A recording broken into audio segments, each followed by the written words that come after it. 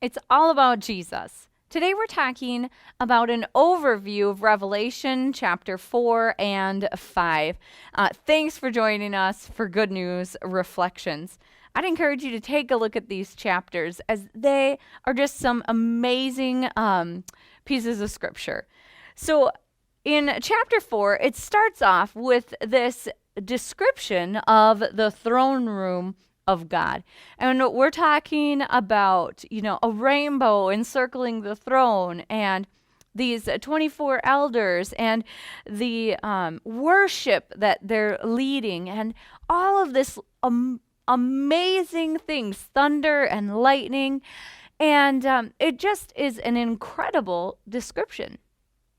What's really interesting is that this description is actually fairly simple as far as apocalyptic literature goes. Usually, writers of apocalyptic literature really spent a lot of time crafting their descriptions of heaven or throne room scenes, but John doesn't here in this. And I think that the reason for that is that what really John wants us to focus on, what really is the focus here in this description of the throne room, is the awesome majesty and power of God. And so that's really what comes into clear focus when we read this description of the throne room of heaven. And we see as we progress through this passage that heaven really is a place of worship.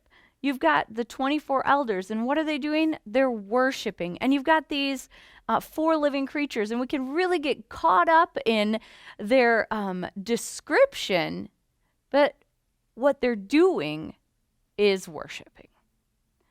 And we come to chapter 5, and it starts talking about this scroll.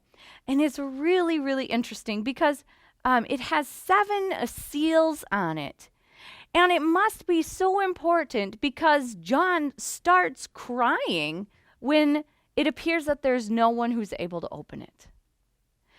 And when we take a look at what is a scroll and what would that have meant to the original readers, we recognize that Roman legal documents were oftentimes sealed.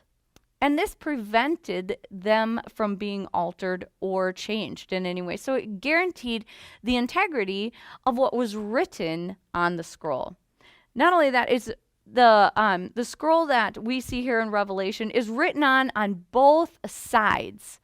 And that's actually really, really rare as far as Roman legal documents go.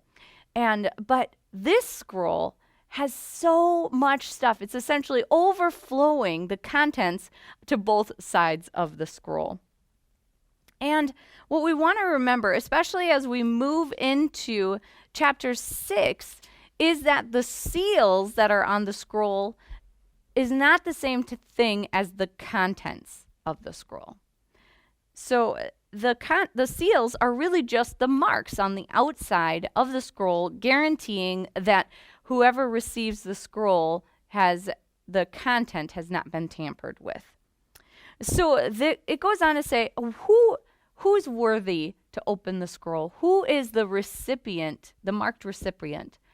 And it turns out that it's the Lion of Judah. And so it's announced that the Lion is worthy to open the scrolls. And that's what John hears. And so we think this powerful reigning beast is going to bound into the scene. And what John actually sees is the Lamb. And not just any lamb. A lamb who looks like it's been slain. A lamb that looks like it's been killed. Lions are powerful. They reign. They're majestic.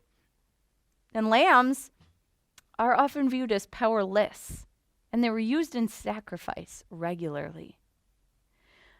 We expect to see this conquering lion, but it happens that it's the Lamb who is worthy to open the scroll. Jesus conquers not by killing, but by being killed. And what should our response be when we read this awesome piece of scripture? I think it should be like the 24 elders and the 4 living creatures. It should be a response of worship to our awesome God.